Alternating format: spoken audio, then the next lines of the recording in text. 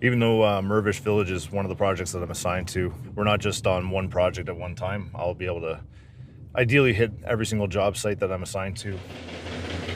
You're on the project, it's called The Well. The Well is one of the largest, if not the largest, excavation in North America right now. The project's so large, there's multiple buildings at different stages that they've actually awarded the project to 2 general contractors to be able to actually have the construction management process go efficiently.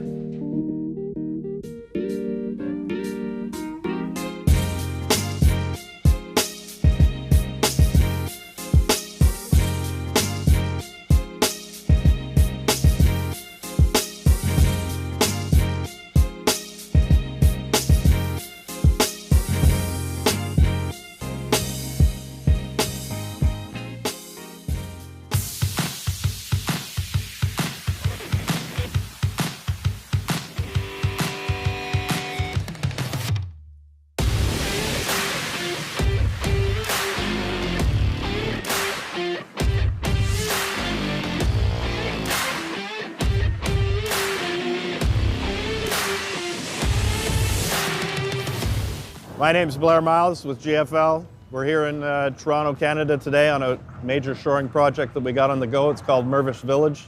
I think you'll be quite impressed on how the whole project works. So the ground that we're standing on originally was a very, very famous landmark in Toronto. It was called the Honest Ed's. We started here, I'm going to say, 6 months ago. You can still see some of the old structures that are being retained as far as the heritage perspective goes. Eventually what you'll see behind me is there will be condo towers here that people will eventually be moving in. We'll excavate down in lifts. The machine's digging down, so they'll dig down so far in the excavation, and then we'll come along as we've put in the shoring, and we'll put in our tiebacks to actually, I'll say, to pin back the wall, to actually hold back the wall, and we'll install what we call the tieback. We'll drill it into the wall. We'll put a steel cable and grout it into the wall, and they actually tension that cable, put tension on it, and lock it in so it holds that shoring wall back and allows you to keep excavating down as you go. All right, now we're going to extend the lead casings here so that we can make room for our rods. Send it all the way out. We have 6 meters of leads on. Close the lower jaw, we'll break the casing, unthread from the casing and scope the head all the way back. And we'll extend the inner rod head. We're about 80% complete. We're drilling 34 meters on the shoring and currently working on the east side of the property right now.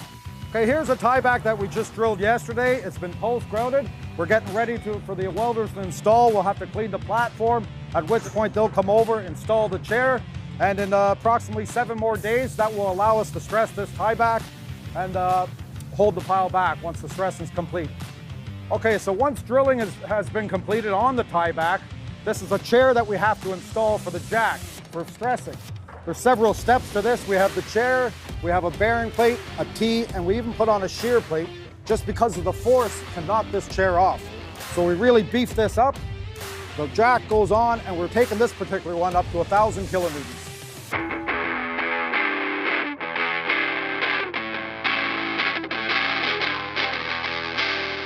The team at GFL is kind of a unique environment. We've actually amalgamated a couple different companies together. We had Deep Foundation and Anchor Shoring together. They were 2 very family-oriented companies that have actually merged together. So it's kind of a unique balance of the corporate side of things, where we're able to actually get projects this size, make a big difference in the city, as well as you still have that really tight-knit group. And we're kind of just an open book, more of a family. Like, even just during the daytime, we have our serious face on, we're doing the work.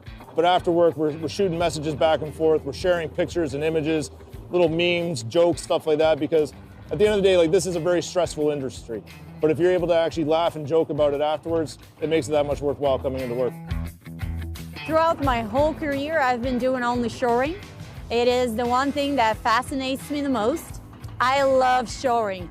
The big machines inspire me. They're massive. The things that we do are just staying in history. I didn't know what shoring was 7 years ago. I thought it was something you do by the seaside. After I graduated university in Denmark, my first job was a shoring job. And immediately I fell in love with it, and I fell in love with the people that are working it. Because every single person that shows up to work today loves his job.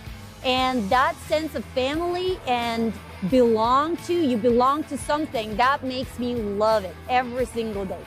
Well, I definitely have a passion for this industry. I wouldn't be coming in here in the cold and minus 30, plus 30 degree weather, slugging it out into the trenches with the mud, getting dirty, concrete all over you. It's definitely passion driven. That's why if you go around on any of these job sites, you're not going to find anybody that says, I hate my job. If you hate your job, you can find somewhere else to work that's a lot cleaner, a lot easier than trying to do this for a living.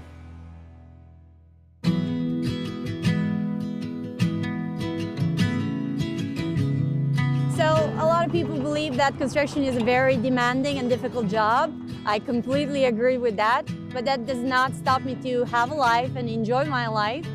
And I keep on telling my guys, the most important people that you work for are the people at home. This is just a job. We have to do the task and then go home and enjoy our lives. I have two wonderful kids, 12 and 8, and a wonderful man by my side. I am primarily a taxi at home.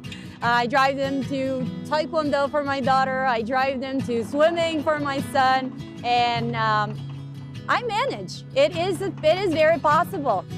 In my spare time, I like actually kicking my boots off. I don't really do a lot of hands-on project work. I'm a bit of an inspiring chef at times. I really enjoy being in the kitchen. I throw on some music, I'm cooking, I'm doing the thing, I'm chopping everything. I also really enjoy hiking, a little archery, and I do a lot of kayaking in the summertime when the weather permits.